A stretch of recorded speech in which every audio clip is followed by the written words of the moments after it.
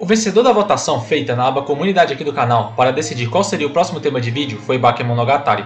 Ando em uma saga recente de reassistir a minha trindade de animes, sendo essa trindade os meus 3 animes favoritos: Fate, Love Life e o tema desse vídeo, Monogatari, sendo este o que eu deixei por último nessa revisada, e que ainda estou revendo durante a roteirização deste vídeo, mas especificamente estarão na metade do Second Season.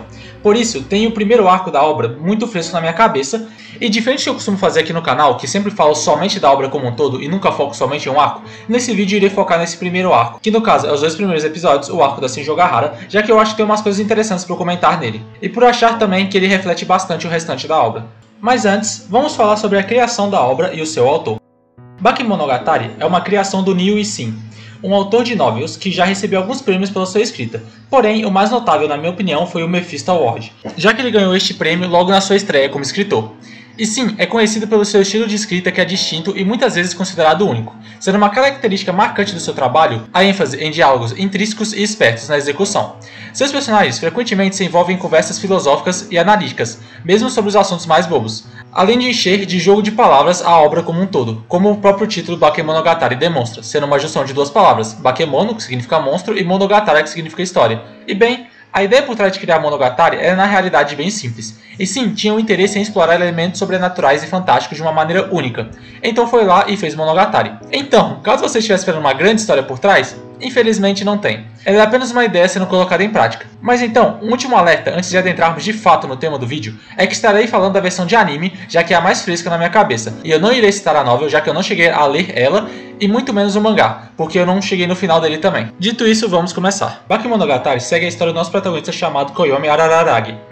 Araragi. Acabei mordendo minha língua enquanto falava. Continuando, ele é um garoto que sofreu um ataque vampiresco e acabou saindo deste ataque com algumas certas sequelas, se tornando meio humano e meio vampiro. Mas a maior sequela é possuir uma sensibilidade para esquisitices, o nome dado ao sobrenatural presente nesta obra, o que acarretou em, logo após esse incidente, ele se envolver em muitos outros casos sobrenaturais. O anime se estrutura em arcos, onde cada um dos arcos somos apresentados a uma garota peculiar com problemas peculiares, em que a solução dos mesmos se baseia no Araragi junto com o auxílio do Meme Oshino ajudando essas garotas, ou melhor, elas se ajudando. Oshino Meme, a qual já citei, é um homem misterioso de meia idade, conhecedor dessas estranhezas e que salvou Araragi de se tornar um vampiro no passado, e acaba servindo na história como um mentor para ele. Vocês devem ter reparado que eu falei sobre garotas peculiares. Bem, dá pra se dizer que o anime é algo próximo a um harém, mas ao mesmo tempo que não tem nada a ver com um. O próprio anime brinca com isso em determinado momento e é algo bem difícil de se explicar, mas não tanto quanto o visual do anime. Monogatari é animado pela renomada Shaft. E bem, se você conhece esse estúdio, sabe que ele tem uma direção de visual bem único e característico. Caso você já tenha assistido Fate Extra ou Madoka, você já sabe o que esperar. Mas algo de se admirar aqui no trabalho da Shaft em Monogatari é a capacidade que ela demonstra de trabalhar com pouco orçamento, e mesmo assim nos entregar vários momentos muito bem animados. Que vale a pena ressaltar aqui que é bem fiel e faz jus às belas ilustrações de Wolfan, o ilustrador das novels. Shaft aqui fica se utilizando de recursos como quadros coloridos entre as cenas, com kanjis ou a numeração do capítulo, além de cenários que dão um ar teatral aos acontecimentos, silhuetas e até uso de cenas live action para ilustrar a narrativa. Tudo que se pode usar em uma animação, a Shaft utiliza em algum momento do anime. Então, embora em questões técnicas não há o que reclamar do anime, gostar ou não dessa parte dele acaba sendo totalmente do gosto pessoal. Eu, por exemplo, acho lindo e incrível o quão único e original essa animação consegue ser. Mas bem, chega um pouco de falar de coisas técnicas e bora para o que interessa.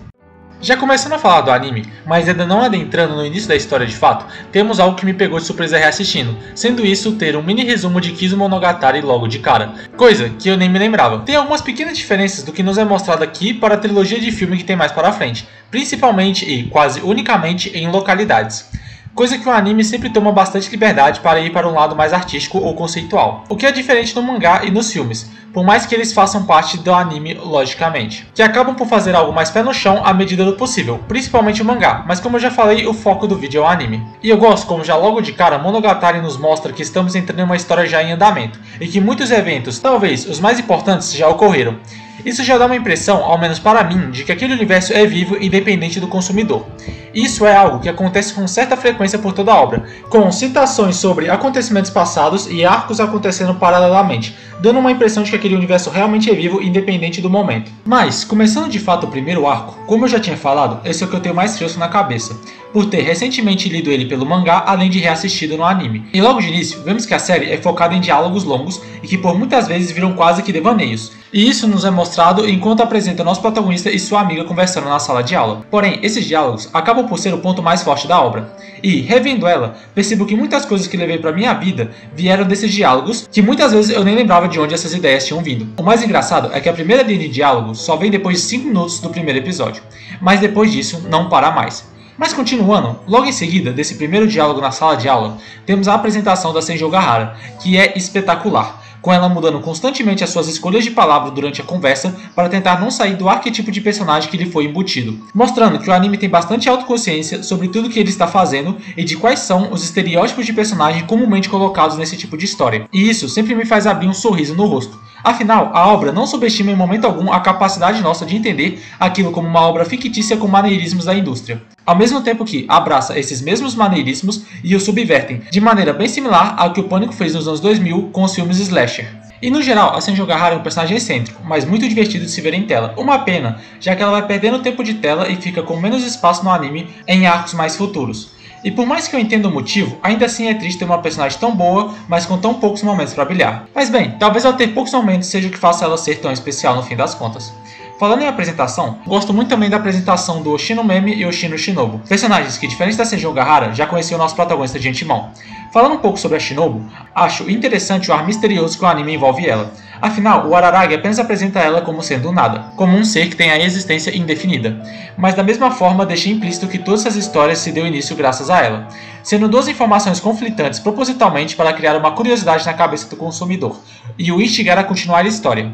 E bem, quanto ao Oshino, por outro lado, ele é apresentado como um especialista em maldições, alguém a qual o Araragi sempre recorre quando precisa de ajuda, agindo por muitas vezes quase como um mentor ou irmão mais velho do nosso protagonista. E bem, nesse primeiro arco, Monogatari deixa implícito como a história vai fluir, como serão os personagens e todo aquele universo, além do clima do anime. Por exemplo, ele já logo no início mostra a Haneko mostrando a calcinha para mostrar que ele é eti. Então sim, eu poderia gastar mais tempo falando dele, mas quero falar sobre um geral da obra e talvez futuramente abordar separadamente cada arco de Monogatari. Mas bem, vamos ver como vocês vão reagir a esse vídeo para eu pensar se eu faço isso ou não. Então esse vídeo é mais como uma mini review e um setup para futuros vídeos que eu posso fazer sobre Monogatari. Mas, como até agora eu só elogiei a obra, tenho que falar também dos seus pontos negativos. Dois deles mais precisamente.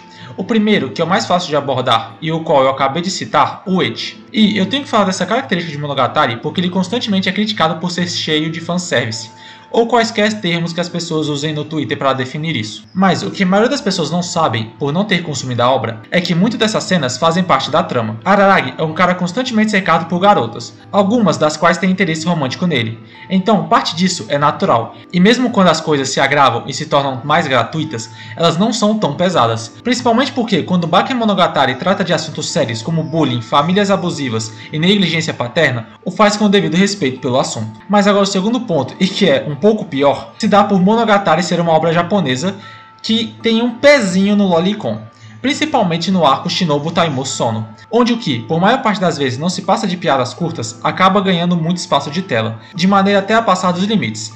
Mas querer resumir a obra a isso é uma simplificação absurda de todo o conteúdo nela. Afinal de contas, você pode ter certeza que a sua obra favorita também tem um lado obscuro, mas que você resolve deixar de lado enquanto assiste. A questão aqui é não passar pano para isso, ao mesmo tempo que não torna algo que não é o tema foco da série e que não tem muito espaço nela na discussão foco em volta dela, o que acontece com frequência em Monogatari por algum motivo, que vive sendo taxada de um tipo de obra que ela não é. Mas bem, voltando à parte positiva e menos controversa da série, preciso elogiar a trilha sonora, que é em sua maioria excelente. E a parte que não é excelente é somente, entre aspas, muito boa.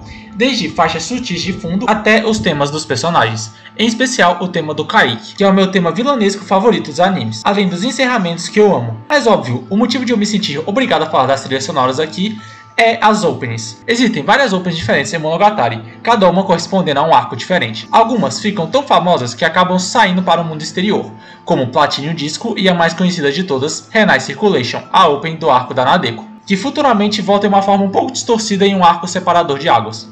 Falando em arcos, já mencionei no início do vídeo que o anime deixa bem claro que estamos pegando a história em andamento, e que inclusive tem arcos que se passam simultaneamente, mas que são nos mostrados em tempos diferentes. Porém, em Bakemonogatari a coisa é mais simples, sendo o anime dividido em 5 arcos, cada um focado em uma personagem diferente, onde o Araragi interage com uma garota nova, cada uma delas sendo perturbada por uma esquisitice nova. Maior parte delas sempre sendo causada por problemas mentais e ou emocionais, e as emoções distorcidas que tentam esconder.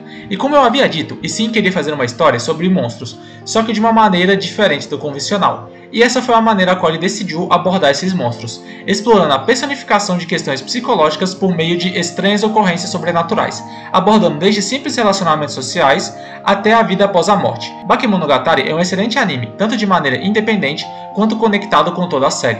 Então, caso você não tenha certeza se quer adentrar em uma jornada longa de consumir várias temporadas, ele isoladamente já serve para te saciar caso você só assista ele e queira apenas um gostinho. Mas para você que quer consumir toda a obra, ele serve como um início muito bom que vai te instigar a continuar nela, já que ele faz um trabalho fenomenal nos apresentando o mundo, os temas e os personagens da série. E ele é um começo maravilhoso para algo verdadeiramente especial. E que, sendo bem sincero, eu acho que eu poderia sim ter abordado mais profundamente certos aspectos, arcos e desenvolvimento de personagens. Porém, Monogatari é uma série muito rica de conteúdo e que acho que atochar tudo isso em um único vídeo prejudicaria sua qualidade. Por isso esse vídeo vai servir apenas como uma apresentação, como eu já havia falado, sobre o que é a série, para futuramente, quem sabe, eu abordar isoladamente cada arco. Porém, por hoje é só isso. Até mais, nos vemos outro dia.